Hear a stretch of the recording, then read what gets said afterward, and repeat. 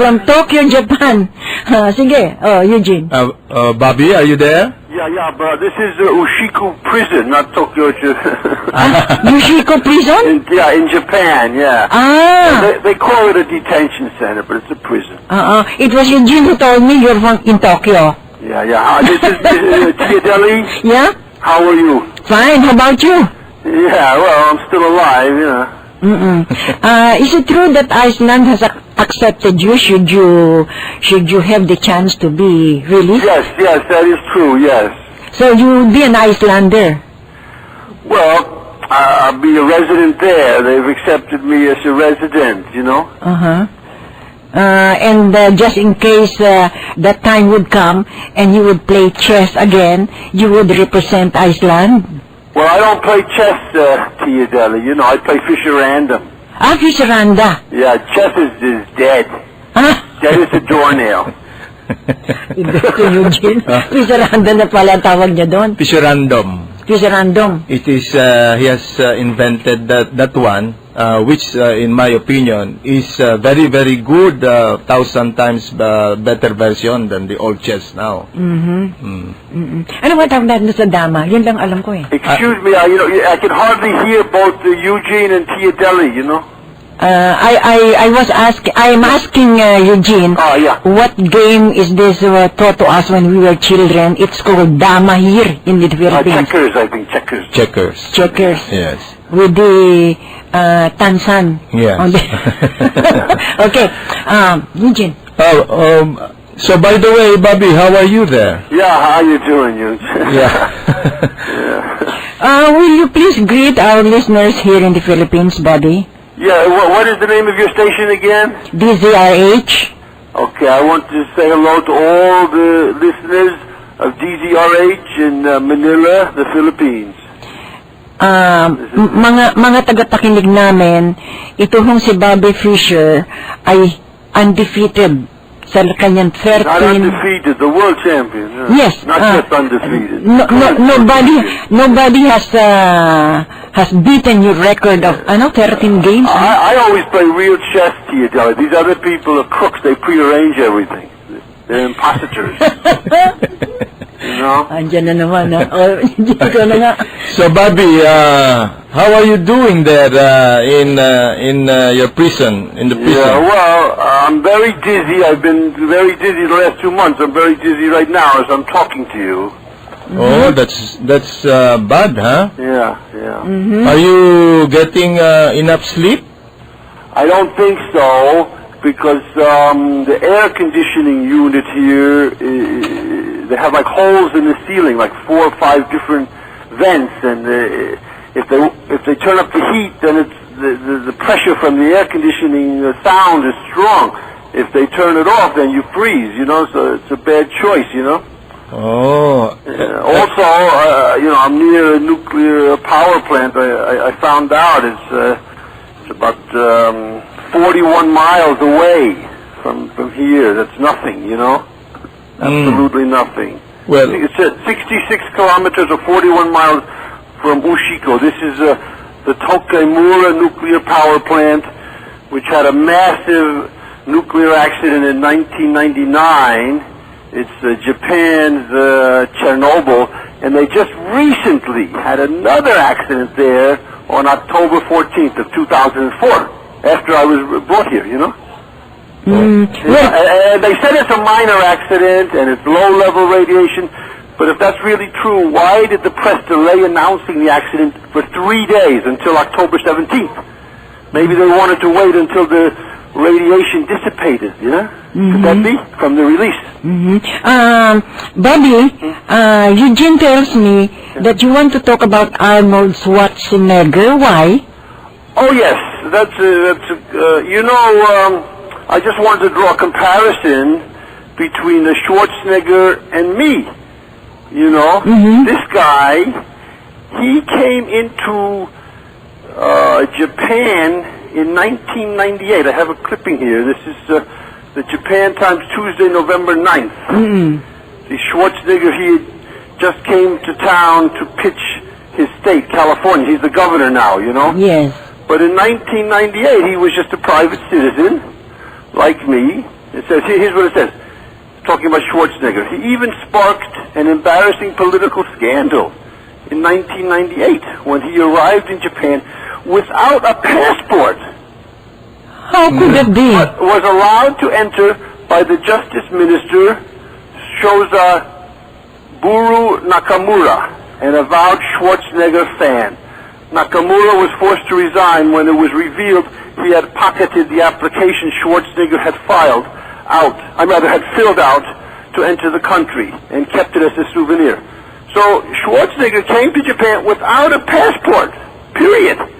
And they didn't throw him into jail, or they didn't deport him back to the U.S., or they didn't even threaten him, nothing. But you? But me, I came in the country with a perfectly valid passport, and they've thrown me into prison now for over 6 months. The difference between me and Schwarzenegger is a Jew ass kisser. See, and I'm not. He went over, just recently, he went over to Israel, wore a yarmulke, got down on his knees at some Holocaust museum or institute there, he plays the game. For many years he was the biggest donor to the Simon Wiesenthal Institute for Holocaust Studies in Los Angeles. He's an absolute stooge for the Jews. Phony as can be. Well, that's the difference between me and him. But many are, very few are like you, Bobby. Yeah. Well, everybody, even my friends now, they're telling me, Bobby, don't talk against the Jews at least until you get out of jail. Yeah. But I can't wait, and I have to keep talking against these parasites. It's like this song. Remember the song Eve of Destruction by Barry McGuire? No? How does it go? From 65? Don't you remember that? No. I can't quit. No. 65 now, 1965. Yeah, I can't quit the truth. It knows no regulation. He says, handful of senators don't pass legislation when human respect is disintegrating. This whole crazy world is just too frustrating, and you tell me over and over and over and over again, my friend, now you don't believe we're on the eve of destruction. Now you don't believe we're on the eve of destruction. Bobby? So, let me just finish. This is cute. This is good now. Don't you understand what I'm trying to say? Can't you feel the fears I'm feeling today? If the button is pushed, there's no running away. There'll be no one to save with the world in a grave. Take a look around you, boy. It's bound to scare you, boy, and you tell me over and over and over and over again, my friend, now you don't believe we're on the eve of destruction. Now you don't believe we're on the eve of destruction. Hello, Bobby? Yeah. We are on the internet. Okay. They might be hearing your singing. Okay. Just a moment. We'll just go on a short break. Okay. Bobby, are you there? Yeah. Hi. I just wanted to say something. I listened to that brandy advertisement, and I can't get any alcohol in here, which I think is also bad for my health. I say that quite seriously, because I think alcohol in moderation is very good for your health. It has a kind of a cleansing effect on your body, antiseptic effect. It has many benefits. It's good for your heart and so on. Mm-hmm. So that's also detrimental to my health. Especially, Bobby, I think a moderation of alcohol is good when you are getting old, no? That's what he said. Yeah, That's what he absolutely. said. But they don't allow alcohol here, but they allow cigarettes. I mean, people, and they give the people cigarettes, I think, tax-free also. So people are smoking like chimneys in here, Well, Bobby... That's a matter of choice naman. Di ba? Bobby... I think you had a cigarette ad too? Did I hear a cigarette ad too? Yeah. Bobby, talking of old... Hey, which is that country? One country now has no longer sells cigarette. I think it's, was it Bhutan? I don't know. Yeah, just recently. I want to commend them. Mm-hmm. Okay, but the Philippines is different, Everything is free here. Yeah.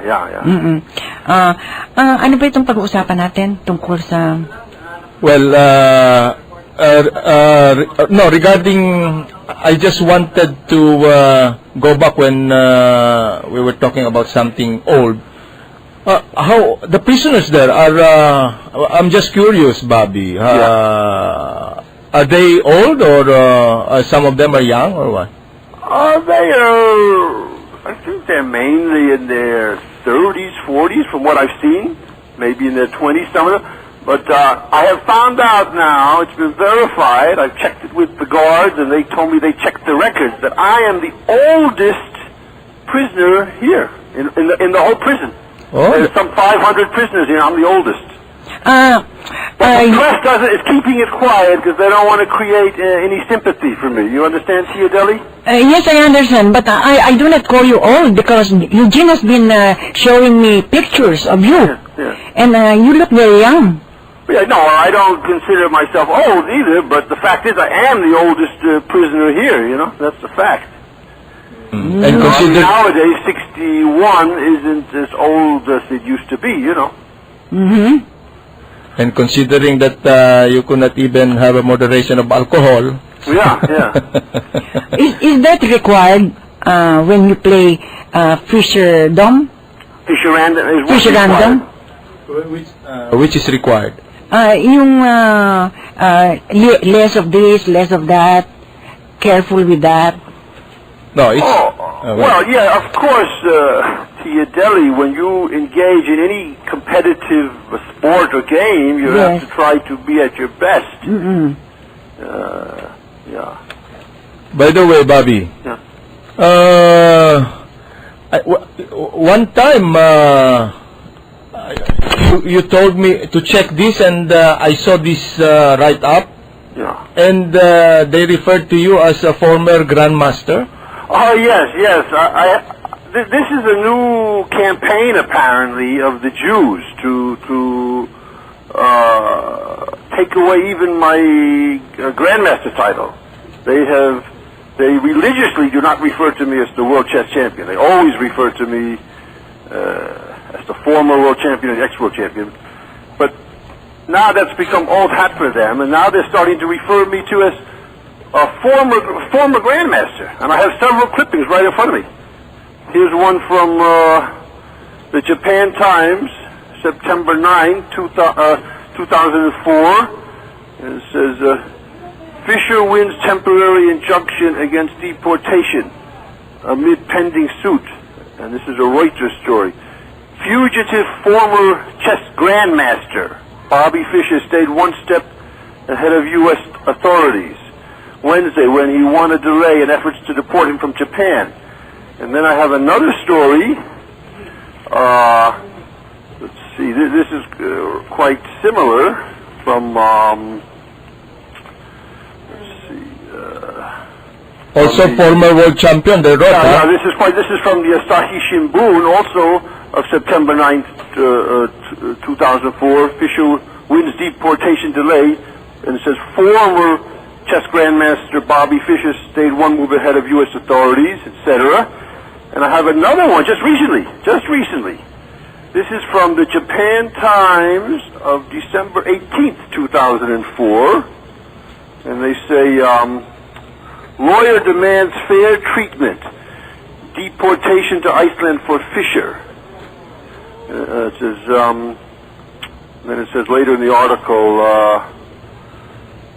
with deportation looming, Iceland announced Wednesday it would offer residency to the 61-year-old former grandmaster, 61-year-old former grandmaster. That's funny, Bobby, because in my decades of playing and participation, I've never seen, when you're writing chess stories, a grandmaster being referred as a former grandmaster. For example, you would probably remember if they had called you a former grandmaster, right? Nobody called me former grandmaster. Have you ever been called a former grandmaster in print that you can think of?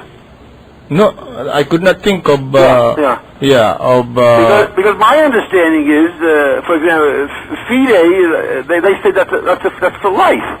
Yes, right. Now, I can only think of one example, I think, when they did do this. This was when I beat Mark Taimanov back in, I think it was 71. I beat him 6-0. When he went back to Russia, the Russian government was angry at him, so I think they took away his Russian Grandmaster title, not his FIDE, because they have their own system of titles there also, you see? Uh-huh. So they said, but this, they did it as a punishment, right? Right. So I think, so it ties in with this. This is also a punishment for me, right? Right. The press is taking away, I mean, you know, they can't take it away, but they're taking it away in terms of publicity and prestige, even my Grandmaster title now. Shows how filthy and dirty they are, you know. Before they call you former world champion? Yeah, well, that they've been saying since 1975. Although they don't call so much of former world champion on Garry Kasparov now. Oh, that's right, yeah. And then you were former U.S. champion. Well, this is okay. Yeah. Now you're former grandmaster. Yeah, and then the next thing they're going to call me former human being, no? No, I think we should call you the Grandmaster of Grandmasters of the world. Yeah, now just call me former. That should be my nickname, former. No. So, buddy, Or X. They call me X. X or former. pretty soon you're former American. Oh, yeah, also former Americans. Yeah. Although the U.S. government says they don't accept my renunciation because it wasn't done the legal way. Okay. Bobby, is it all right if I read some text messages here from? You see, we are being heard all over the Philippines and all over the world, no? And from Balanga, Zamboanga, Sibugay, that's in the south of the Philippines. Yeah. It asks here. Is it true that the Russians have chess subjects in their schools? I don't know. In the school, I don't think so. I think it was like under the Soviet Union, there used to be kind of like maybe extracurricular activity. Well, what they did in Russia was everybody played, all the kids played, and then they would search if you had talent. You know what I mean? So then they would give you every opportunity to advance. And there's another text message here. It says here, good evening to Bobby Fischer and Eugene. What is the reason why you are detained in Japan? Yes, that's a good question. You see, the press is absolutely lying about this. They claim that I entered, I have the document here in front of me from, this is from the Japanese government. They claim, let me just take this out here, take a second here. They claim that I entered Japan illegally on April 15th, 2004. See, here it is. This is to Mr. Robert James Fischer, nationality USA, date of birth March 9, 1943. This is to inform you that the landing permission granted to you by Immigration Inspector, Narita Immigration Office on April 15, 2004 has hereby been canceled retrospectively as of the date of landing. Now that you have found not in conformity with the condition of landing provided for in Article 7, Paragraph 1, Item 1 of the Immigration Control and Refugee Recognition Act. This is signed, Narita Airport District Immigration Office Immigration Inspector. Signature. See, this is dated July 7th, 2000, July 13th, 2004. Okay? Now, if you go over to the code, the law book, I have a translation of it right here in front of me. Okay, let's just go here for a second. This is Bobby. Article 7, Paragraph 1. Okay. Okay. Yeah, I have it right here. 1 second. Yeah. Okay. Immigration Inspector's Examination. This is Article 7, 1. The passport possessed by the alien and the visa affixed thereto, if such is required, must be valid. So they are saying that my passport, when I entered on April 15, 2004, was not valid. Right? Because the United States is claiming, the State Department, that they revoked my passport on November 21st, 2003. Okay? But it's an absolute lie. Let me just show you where I traveled after November 21st, 2003. Okay? They didn't notify anybody. I made a list of the places I went to. But in some of the write-ups, Bobby, they said that they could not notify you. They don't know your address. No, that's all bunk too. We'll get into that. But first, let me just show how much I traveled after they claimed they revoked my passport. Okay. Okay. This is the travel itinerary. My travel itinerary after my passport was allegedly revoked on November 21st, 2003. At that time, I was in Switzerland, okay? I stayed in Switzerland until December 16th. Then I departed, December 16th, 2003. Then I went to Tokyo, Japan. Then, number 2, I arrived in Tokyo, Japan on December 17th, 2003. Number 3, departed Tokyo, Japan on March 14th, 2004 for Hong Kong. Number 4, arrived Hong Kong March 14th, 2004. Number 5, departed Hong Kong April 4th, 2004 for Macau. Number 6, arrived Macau April 4th, 2004. Number 7, departed Macau April 4th, 2004 for Hong Kong.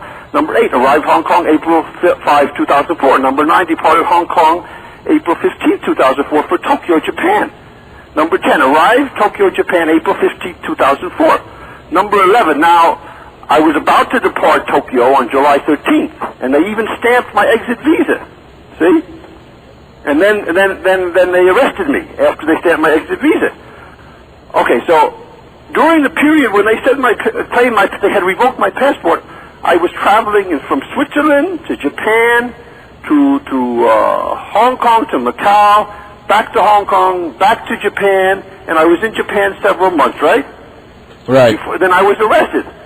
Okay, so obviously none of these countries had been notified that my passport was allegedly revoked, right?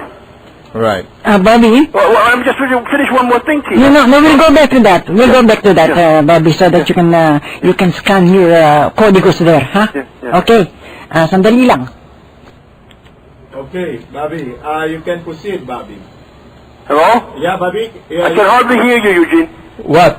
You can proceed now. Oh, yes. Okay. So, then I was arrested on July 13th after they gave me the exit stamp in my passport, right? Right. Okay. So I've been traveling around to all these countries. This is like 8 months, almost 8 months after they claimed they had revoked my passport, right? They hadn't notified any of these countries until then, right? Right. They didn't notify me. They didn't notify the press. Right. Nobody knew about it. But they're holding me guilty for, claiming I entered Japan illegally. It's totally absurd. Furthermore, now it has come out that they even had my address all along. They had my P.O. Box 50917, Pasadena, California, 91115, USA. They had this because when I filled out my passport application in 1997 to get my passport in Zurich, rather in Bern, Switzerland, I wrote it down there. And that address is still working today. It's still valid today. Yeah, I saw it, Bobby. I downloaded it in your website. Yeah, I have plenty of mail that's coming there. So how come they did not notify you through that address? Because they're lying. They did not revoke my passport November 21st. They did not send this letter of December 11th from the Philippine embassy, the Manila embassy, to me. Well, they're simply lying. And if you notice that letter, it has no address on it, right? Right. It just has embassy of the United States of America in Manila, Philippines. It has no it doesn't have my address at all. They never sent any letter to me. They never tried to send any letter. Everything was made up after they arrested me. All this alleged documentation, this letter from the Philippines, and this letter that they claim they wrote on June 8th to the Japanese immigration. Because according to the law or Yeah. legally, Yeah. you should be notified, no? And and also have a right to appeal. to appeal, yes. It's not even final, the revocation, until you appeal. You have 60 days to appeal. And now they admit that they did not notify me in the letter of August 11th that Mr. McEwen wrote to the Japanese immigration. They admit they didn't notify me. It's totally made up. The press is simply lying that I got caught trying to leave Narita International Airport for an airplane to the Philippines with an invalid passport. It's all made up. And also, why did they destroy my passport? Within 24 hours after they arrested me on July 13, 2004, they had destroyed my passport. It's very clear, Totally Bobby. illegal. Totally illegal. Illegal, very illegal. Yeah. And there is really big discrepancy with the treatment you got compared to the now Governor Schwarzenegger, no? Oh, yeah, it's the day and night. Oh, yeah, it's a day and night discrepancy, yeah. Yeah, and I want to say something else to all these people who are coming to Japan. Jimmy Cliff, who's a great singer, and he has a lot of songs with very high moral content, like the bigger they come, the harder they fall, and I Can See Clearly Now, and many other great songs, right? And I think Brad Pitt just came in here, Schwarzenegger came in here again recently. So many celebrities are constantly coming to Japan because it's a lucrative market for singing concerts and to promote their movies, and also they do advertisements for various drinks, like health tonics and so on. They come in here as if this is a legitimate country when this government here has kidnapped me. They have kidnapped me for 6 months, and they brutalized me when they kidnapped me. They injured my teeth. I almost was killed. This country is completely corrupt. Koizumi is a war criminal. He should be hung. He's a Say, gangster. Bobby, Yeah. with all the things that have happened these past 6 months, why is it that you have the freedom to call us here in the Philippines and say all the things you want to say? Well, that's the way they do it here. They let the prisoners make phone calls virtually at will. You have to ask for permission. You have to, because you're locked in your cell after 4:30 at night. So, but they just let you out. I mean, so far they haven't restricted my phone calls. I suppose, according to Eugene, you have your own Japanese attorneys there. Yes, I have 3 Japanese attorneys, and I have an American attorney who volunteered his services free of charge, Mr. Batwani. What do they say now about your case? Well, everybody says it's totally illegal what the Japanese and the Americans have done. It's totally illegal. What happened to your last request for provisional release? Oh, yes, that was turned down. That was just turned down around late December. Yeah. How many requests you have as ready for release? I have made 3. All of them have been turned down. Yeah. Oh. The reasons? No, they don't give a reason. They don't have to give any reasons, and they don't even have to reply to your... That's the incredible thing about the legal system here. I mean, the so-called legal system. They don't have to do anything. You know, they don't have to give any reason, nothing. There is another text message here, Bobby, for you. Yes. It's in Filipino, but I'll translate it into English. Yeah. This came from Ernesto B. Ang of Solano, Nueva Vizcaya. It's in northern Philippines, Eugene, no? Yes. It says here, if time comes, they would want you to live here in the Philippines. This is from Baguio. Who would want me to live in the Philippines? What? Ernesto B. Ang of Solano, Nueva Vizcaya. He'd like me to live in the Philippines? Yes. Oh, that's nice. Thank you, Ernesto. Yeah. Would you like to live in the Philippines or Iceland? Or maybe both. Okay, go ahead. Ano pa ba tatanungin mo dyan, Eugene? Well, Bobby. Yeah. Yeah. You know, this what Iceland did, offering residency. I believe. Louder, Eugene, please. I believe, Bobby, it was a very courageous act. Yes, I appreciate it very much. These are good people, the Icelanders. They're really they're stand-up people, Okay, Bobby. In my talks to you, I noticed that you are quite a lover of nature. As much as possible, you would like to protect the environments. Yes. And that's why you are quite unhappy about this nuclear power plant. Right.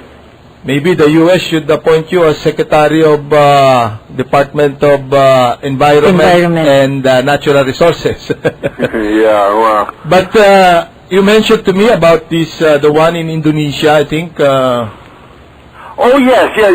This is really an absolutely horrific case. I don't know if I mentioned this in the last program or not, to you, Deli. Oh, what's it? This is about, have you heard about this case in Indonesia, in Buyat Bay on Sulawesi Island? What about? This American company called Newmont Mining Corporation. Newmont Corporation. They're the world's largest gold mining company. Mm-hmm. The world's largest gold producer.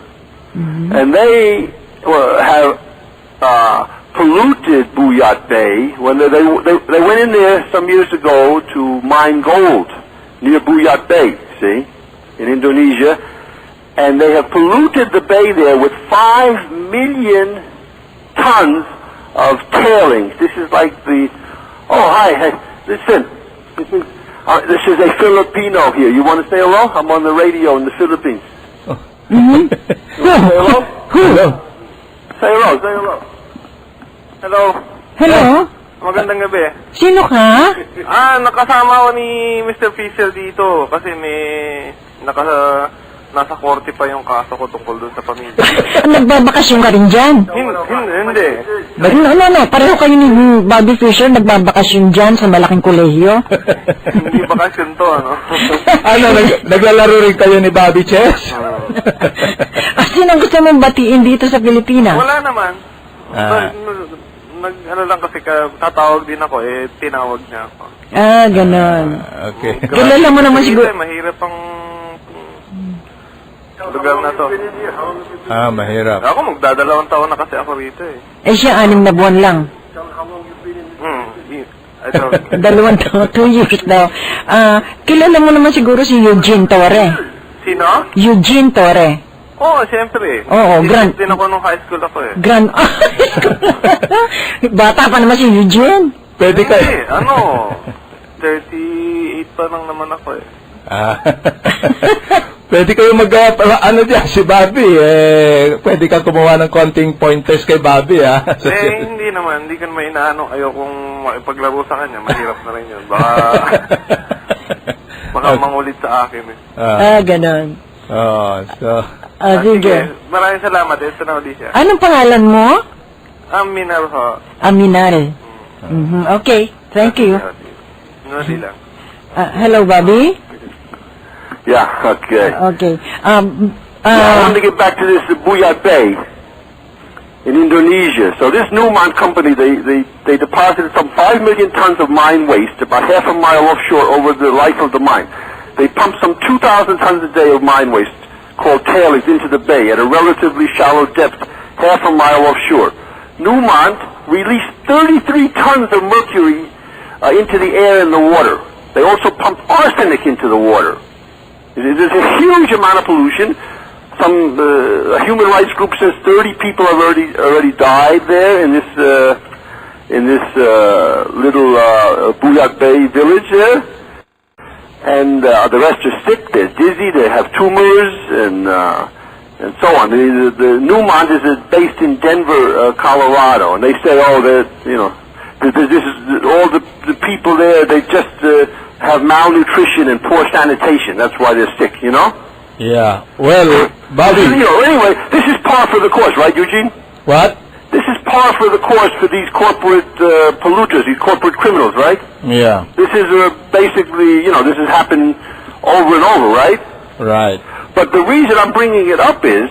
Yeah, what? This was such a scandal that created such a furor in Indonesia that they actually arrested the 5 top executives, senior executives there of Newmont Mining in Indonesia. Okay. And then they arrested them. They were in a Jakarta jail since September 22nd, 2004.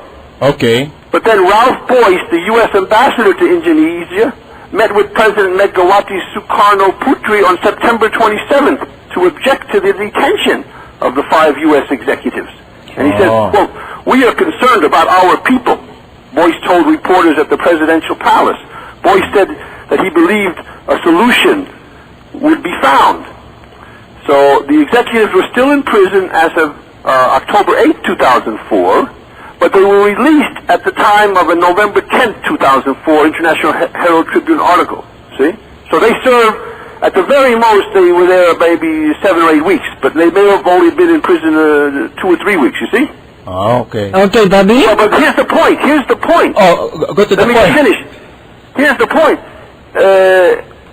After I had been in prison for 3 months, right? Right. The U.S. Embassy here said that U.S. Embassy officials denied Fischer was being treated unfairly. So after I've been in prison 3 months, the U.S. government is happy, right?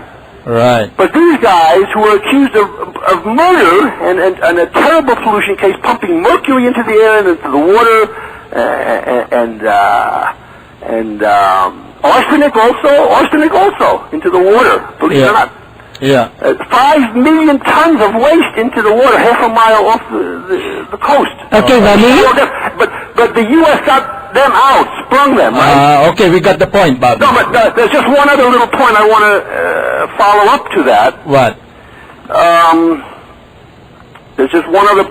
You know, if you don't think that Indonesia will be able to extradite one of those 5 executives is an American citizen. See? Okay. But don't think. Okay, Bobby. Yeah? We have to take a short break again. Okay. Hello, Bobby. Yeah. Hi. Oh, what happened? Oh, I got disconnected. Every time you do a commercial, I get disconnected. Yeah. So you can go to the point, Bobby, because just to take it 1 more minute. The point is, Indonesia should not expect to get that American guy that they released from prison back. They shouldn't expect America to extradite him back to Indonesia.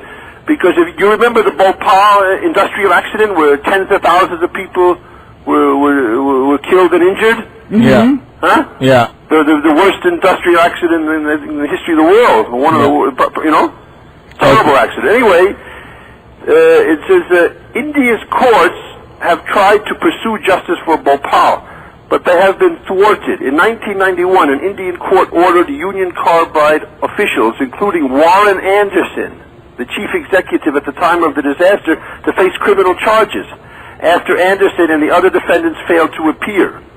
India's Supreme Court named them proclaimed absconders, that is, fugitives from justice, and pressed for their extradition, that is, from the states. See? After sitting on the extradition request for years, the U.S. State Department refused it without an explanation in September of 2004. This is from an article in the International Herald Tribune of December 4th through 5th, 2004, entitled "The Bhopal Disaster, Still Avoiding Justice 2 Decades Later" by Mark Hedsgard. Okay, Bobby. So, can you imagine the incredible discrepancy in the way the U.S. Government is treating these other cases than me? Yeah, that's right. Very clear, Bobby. Now we got the point. Yeah. So, let's, Bobby, well, I'm very impressed of you, Bobby, because considering that you are in prison there, you are still thinking of the environment. The environment. And Bobby, I hear that you are also interested in news of the world, like Prince Harry dressing up like a Nazi. Oh yes. I was very happy to hear that because. So you can read anything there and watch anything. Well, no, if a friend of yours, like my friend Miyoko, she brings me the newspapers all the time. What can you say about Prince Harry dressing like a Nazi?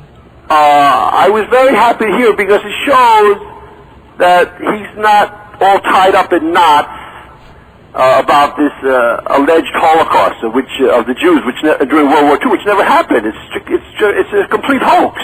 But he apologized. Of course, he's under pressure, but he obviously it's not a big part of his life thinking day and night about this phony Holocaust story, right? Okay, Bobby. Yeah. And about this... Okay, Bobby. meron ka pa ibang tatanong? Yeah. Oh, sige. We have to go to your friend now. Oh, right, yeah. Because, Sino friend niya? Larry Evans, your friend. Yeah. Yeah, because he wrote a very long article lately. Although he wrote also article in 1992 after your match with Spassky. Yeah. So I don't know. This is very long, no? Larry Evans, will Fischer win the end game of his life? Yeah. I have to. Yeah. So that's he's putting a bit of chest, no, regarding your life, especially now that you're in prison, no? Yeah. It's just a second here. So. Oh, what's the answer? Yeah, I just wanted to mention a few things that he said here. Go through a few of these unbelievable statements he made. By the way, Grandmaster Larry Evans was also a former U.S. champion, no? Right. That's just, you have the article in front of you, Eugene? Yeah. Okay. I just wanted to mention a few of the things. I guess we don't have hardly any time now, huh? Right. What? Well, just trying to think. There's so little time. Well, let's just take a look at this statement about the movie, about, okay, let's get into this circumcision stuff, okay? What?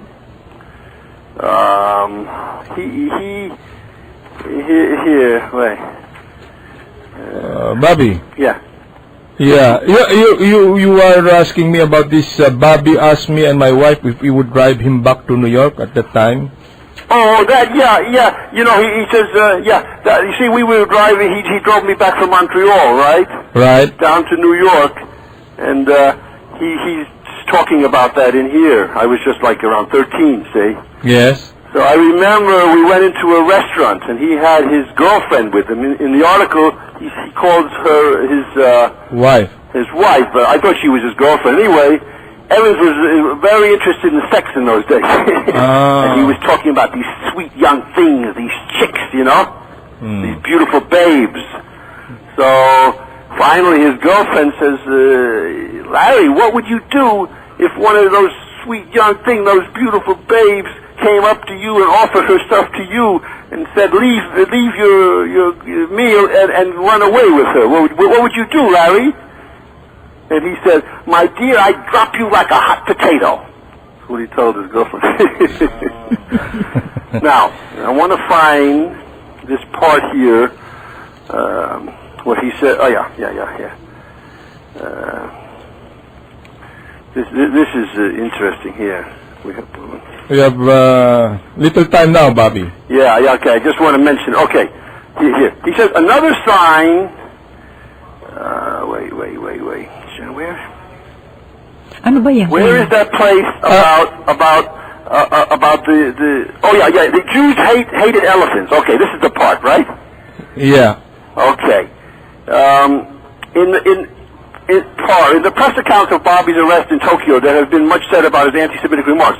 In one of his radio interviews, he went so far as to say that Jews hated elephants. The friendly interviewer giggled, and Bobby quickly insisted that he was speaking seriously. How do you explain such anti-Semitism from a man whose parents were both Jews? G.M. Evans. Actually, I have that interview right in front of me, and you're right. You have to giggle. It shows just how nutty he is. Bobby says, I think the Jews want to drive the elephants to extinction because the trunk of the elephant reminds them of an uncircumcised penis. Interviewer laughs. No, really, I am absolutely serious about that. They don't do anything to stop the encroachment on nature that the elephant needs to survive. Jews are sick. They are mental cases. Circumcision is an absolute crime. The Jews say they know better than millions of years of evolution. Okay. Okay, Bobby. Interview the exact words because I don't have the interview access to my interviews here. You see? Okay. But here's the point. Did you see that movie, Lord of the Rings, Eugene? Right. Okay. Did you see the unheard of cruelty that they depicted to those huge elephants? Yes, yes. They were shooting arrows through the elephant's legs, Yes. and they were coming out the other end. Yes. I thought that was unbelievable brutality, and then the elephants would fall down after they were shot in the legs. Okay, and Bobby. Hello, Bobby. Excuse me. It kills him, you know? Okay. Excuse me, Bobby. Yeah. Your story about elephants, we'll just do this in Next time. Bobby Fischer Part 3 over DCRH. Okay. Okay? Okay, Bobby. Okay, Your parting words. Bobby. Yeah. You always last, okay? So together with your parting words. Bobby, you always talk negatively about the U.S., right? Yeah. Well, but you have at least the freedom that you are enjoying, you know. At least you have this, before, no? You had the freedom from U.S. Oh, that's true. It's true. You know, for example, let's say you're on death row in the U.S., right? Yeah? You're sentenced to die, right? Yes. You can appeal, right? Or you cannot appeal, right? Right. And then when the time comes for you to draw near for your execution, right? You can choose maybe the way you want to be executed. There are 5 different ways to be executed in America. There's lethal injection, electrocution, lethal gas, hanging, firing squad. And then you have more freedoms even then. You can invite who you want to the execution, right? And then you can invite your mother, your friends, your wife, right? Maybe your children if they're old enough. Anyway, Bobby. And then you have another freedom. You can make a final statement or not. Right? And then you can have more freedom. You can just say, I want to be cremated or I want to be buried. And then you can even say where you want to be buried. I mean, you have so many rights and privileges in America. But that's not so good freedom. This guy. Bobby. Bad example, Eugene. I gave a bad example. I'll come next time. I'll give a better example of what a great country America is. Okay? Okay. Okay. And Bobby, I hope this kind of freedom will not happen to you, Bobby. That's too much. Yeah. By the way, your last message, Bobby.